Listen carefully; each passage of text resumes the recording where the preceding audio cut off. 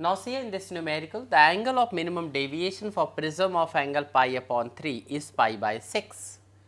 So, angle of prism is prism of angle pi upon 3, that is A is equal to pi upon 3 is equal to 60 degree, it is given to us. And angle of minimum deviation is pi by 6, that is means delta is m is equal to pi by 6 is equal to 30 degree. Now, we have to calculate the speed of the light in the prism. So, we can write mu is equal to sin A plus delta m upon 2 divided by sin A by 2. So, we can write mu is equal to sin 60 plus 30 divided by 2 upon sin 60 by 2.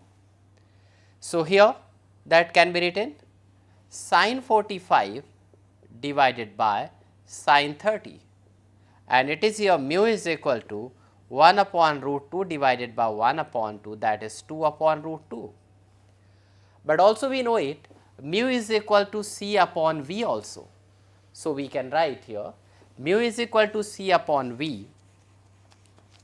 So, we can write c upon v is equal to 2 upon root 2. C is the speed of light in vacuum.